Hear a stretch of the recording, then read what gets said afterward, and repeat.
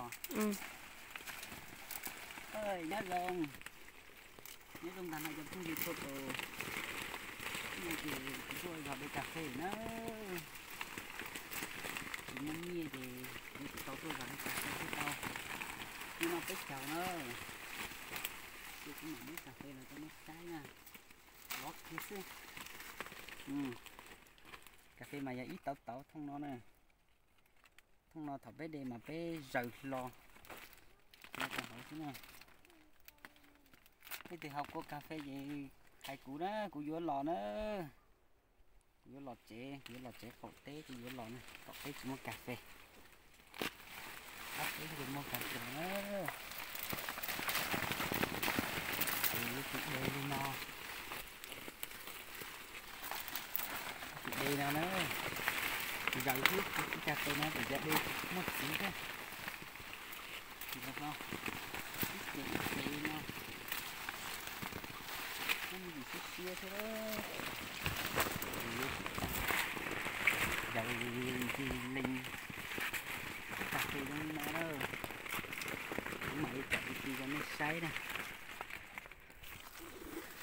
Cứ chợ thì cho nó sấy này thì cứ ra đi chợ. Để giờ nó xí nữa. Cái cho tôi để cà phê gì biết tấu rồi nữa. Xéo nhận tới tụi nó chỉ dạy về lo đi nọ. Chỉ cho một tí này. Lúc nó mà một tí chỉ hẳn nè. Cái xay này. Một tí chỉ hẳn.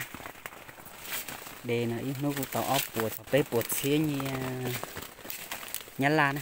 Rồi đi như mình cá nhiệt đôn là chỉ tao cậu chí đôn. Tao cậu chí đôn như mình cá. Ít nó ít tùa, ít lành nè. Ít lành tao cho cậu chí đôn. Nó chỉ còn tao nó cho không nó. Ở đây nó có rong đi nó cho. Chính tế chị cũng dọc hè bé sẽ để chùa cho uống cà phê nữa nè. Dọc hè bé chùa chỉ nó chùa. Giờ thì bé muốn đồ ít tùy uống cho là chùa. Kể cho tụi nó chỉ mình rong hành nè, nó chi rong hành á. Đây cho nó tao lấy chỉ chùa thì chỉ chi rong nè. Bé tao chùa mà thích chi rong. Cái tên nó chỉ rong lo. Vì nó cái gì sắp lời. Rồi cái tí linh thứ nhất rồi ra cậu tây nhân la nữa. Rồi ra cậu tây nhân la sao ta la học cà phê. Để tây cái trên lo thì cái dúa luôn nó chỉ hay cú nữa. Cái dúa lò. Chỉ kịp lâu vạ. Lâu vạ nó mà dọc lâu chọc xe nhiên nhân la. Lâu chọc xe nhiên nhân la. Rồi kể tới dúa ý ký cả luôn nó chỉ. Cái ô tao ốp bột xía nè. Cái cho mùa cho bây giờ mua cho lá hầu chị tao họ ốp bột xía nó mà giờ cậu đun như mình gà nè. Bây giờ bây giờ chị cũng chỉ có tiền lấy cho xía nó giờ bột chợ đun như mình gà thế là cái chị tao hai tao. Giờ cũng tụt tọa áo hết thì đấy là chị tao cận. Chỉ là chị ua gì chị báo nè. Chị báo chị chui giờ báo tiền cậu đun chị giờ ốp bột xía. Bây giờ bé vô liệp lấy cho xe con luôn, nó chạy bé một cái bé trụ bóng xà linh đậu à. Lấy cho xe đấy, lấy cho xe như cho là vô cô mì này, sữa này. Cái giờ vô sữa thế tới vô thả đỡ cho là tỏ ra hỏi về cô bóng xà linh gì chọc ít bột xe cho tao xí này. Tao xí có gì có cũng ít bột xe luôn này, vậy cậu vậy có cô. Cháu có tao bắt gì nó vậy cứ tao lên đậu à. Ít bột xe thế. Hay đây này, ít bột xe thế chỉ tao ốp bột xe này, cái nào cũng chừng cho lúc này chờ rồi, chờ đi cũng bỏ lại uo nhất trong lần đâu mà, giờ lại bóng xà linh này coi mà phải tao xà linh plau chí bột xe này, ta chỉ mà dù chỉ bóc thế chỉ dù hay khó chờ thì bóng xà linh đậu, dù tao xà linh đậu ít bột xe gì, khó dù ít bột xe bóng cái này, tao cha in ra này, mình cứ dùng gì uo chứ. Hai bé lên từ bao nó giờ cũng mặc kia, giờ bé mua vô chỗ qua tọt nhá la nè, bé vô chỗ tọt nhá la cho lọ qua luôn này, giờ mình cứ rong là ta chỉ cho rong hầu, cho tôi giờ mình chuyển tái cho cà phê nữa này, thì bé muốn tàu cho nó cho mùi rọ, bé vô tàu bé cho mùi rọ, cái cho một giọt tàu mông lọt vào cái mặt đi to cho cái hầu xuống nào mà nè khá đùa nữa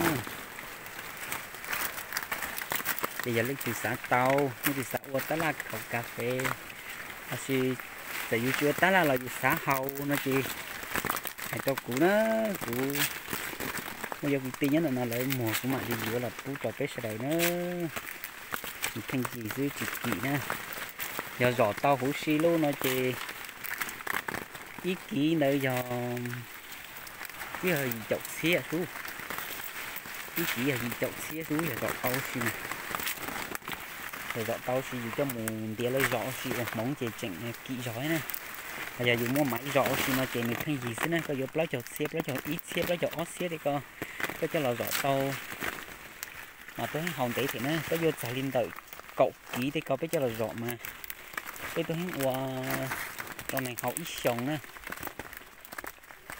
mà tôi thấy như lộ ý kỹ cơ mà tới cứ hay thì cho có trời cha mà giờ ốp bột xía giờ cậu kỹ cơ mà giờ ốp láp nữa ốp lắm nhia nhá la chỉ giờ tàu ít bột đồ nhia nè cả sẽ đi cái chỗ thu chỉ cái bao ít bột đồ cũng chỉ cho bao thế cũng chỉ tàu cần tới nghệ chỉ tàu lò tới tàu kể rồi tới sẽ đi lại tiền tới luôn tự bung nó bung lần xe chỉnh đò chứ họ nhịn chỉ tàu nữa thì cái tôm ngồi rồi trong đi dùng nữa giờ lấy từ bỏ cú ra video nói chuyện họ bá thì tạm là gì còn b đăng ký cái tàu cũ kia còn cú ra video nó mình mong chạy thế nữa cái này cũng lại đây cà phê xí xíu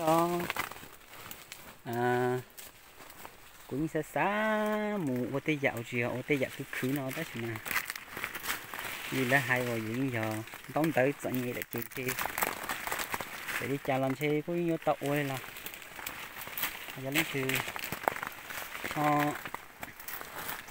nhiệt độ đây cà phê thế nào là họ hay có gì trong này chỉ cà phê vô tả nữa một cá mò một chỉ tàu họ từ kia cũng cho cá lọt chế nữa cũng nhớ tôi giá khẩu tế nữa vô lọt chế vô lọt chế cho cái tí xó lên sụt tụ để tả luôn ý cho nó chỉ chung một xí vậy để tả nữa ta chỉ trong gầu 6 chuyện chuồn tới số bài để tả nó rồi cái sẽ để xoay cậu sẽ để dùng xía xíu vậy như chỉ tàu tả nè để cà phê chạy vô chủ tàu lông dù sạch tè lông cầu mọ trâu khâu cái bộ tê khâu nó chỉ cái bao tiền hình ôi giò nữa nè bộ tê lông tè nó chỉ cái bao tiền hình ôi giò thế bây giờ cá té nó chỉ cho nó đi cậu té đó cậu té lúc chân nó mà nó cần cầu đi nữa một hồi từ là tới hả chỉ cho sỏ thế này bây giờ cá té nào mà cái chuyện hả chỉ cho sỏ cái chuyện hả đây chỉ cho một té thì còn gì thế này chỉ sỏ chỉ no nó bị chơi đấy cô chỉ chó đấy thì cô chỉ no đấy cái giống gì đi thì nó chỉ là cái cuộc lồng câu nào tao tuân vào lồng câu để cà phê mà mua giọt đây thì tiền đó rồi từ lồng câu đây mà ý nuôi đi trình trong kinh để cậu nuôi cứ dạ mà từ 3 giòn nhắm đợi được thì nó chỉ chạy với từ lồng câu này nó có cá té nó chỉ từ lồng câu nhá mà thế thì chỉ xả là cậu té đi ô lò chậm một cá mò tôi từ tàu lồng câu thế